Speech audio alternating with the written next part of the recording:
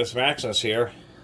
I don't know if this is vintage, but this is an older chrome vanadium Popular Mechanics Taiwanese made Easco style 3/8 inch quick release ratchet. Model number 06800. What I mean by Easco is it has a real distinctive design where they have this machined collar which holds the anvil, snap ring in there, and then this big reverse lever. Now, Easco made a lot of Craftsman, so this is similar to the Craftsman, but the body style is a little bit different. Here isn't a genuine Easco. The handles look just like the Craftsman, but what I mean is it's very similar in overall design. You have a clip that holds on a pretty heavy-duty cast, I believe cast zinc reverse lever, and then a machine collar and a snap ring holding it in a recess. It just seems that this is made, I'm not exactly sure. I don't know if it was just a Taiwanese one that was still made by Easco, but just a little bit more budget, and so it was made overseas, or if it was right during the transition period, right near when Easco was getting close to, maybe was getting close to being sunsetted. Not exactly sure, but definitely recognized that and thought it was pretty decent. The only thing that I thought was not decent was two things. One, really rigid. I mean, has a ton of back drag. We'll see if lubing it up helps, but we can see here really swings quite a bit, and this has a long handle. It should barely be swinging at all. This Easco, for instance, has a much shorter handle, probably about an inch less, is lighter weight,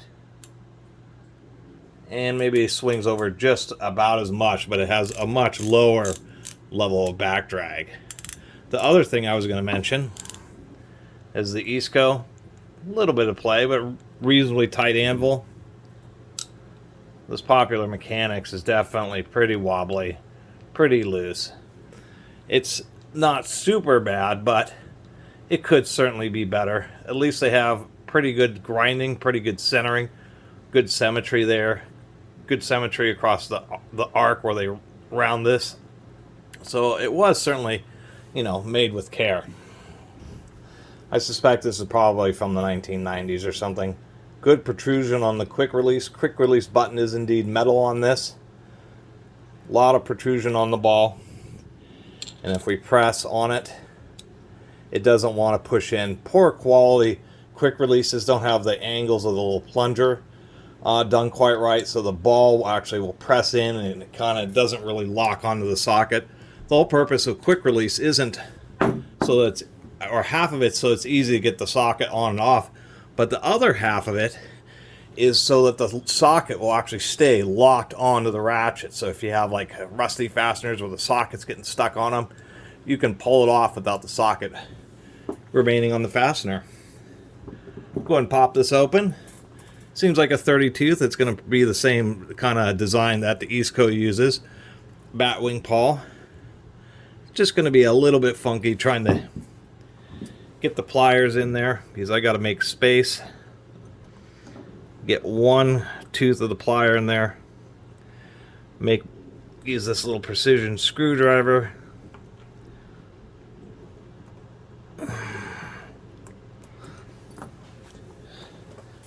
Always a little funky.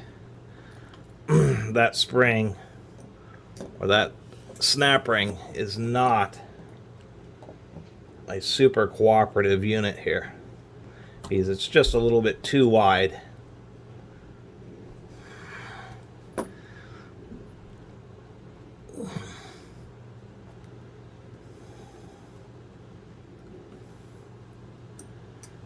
There we go.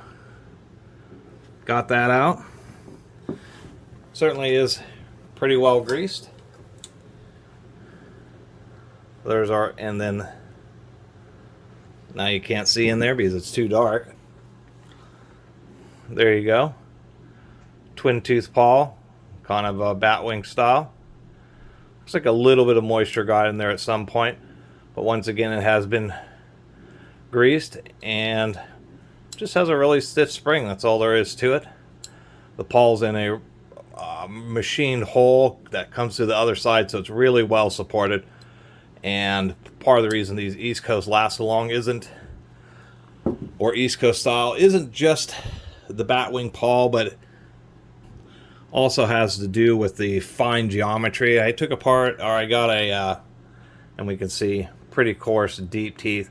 So I don't mind coarse tooth ratchets because you have really good cross section. You can see those teeth are really deep. I had a Cornwell ratchet, and it actually it used a similar design, but the geometry was just slightly different, and it just ended up skipping when it really didn't have that bad of teeth on it, just because the geometry wasn't quite the same. But that isn't the case with these. These are definitely pretty darn reliable. Anyway, I'll put a little bit of fresh grease in there, or I should say a lightweight oil.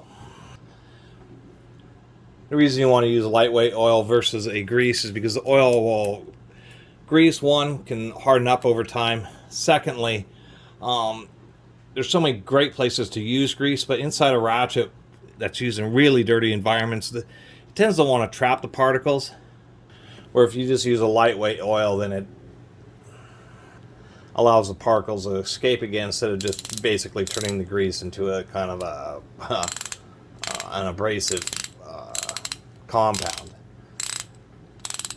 Could probably use a little bit of work on the spring there, because this is certainly one of the stiffest of the East Coast style, but this is certainly one that's not going to slip on you. And not a lot else to say about it.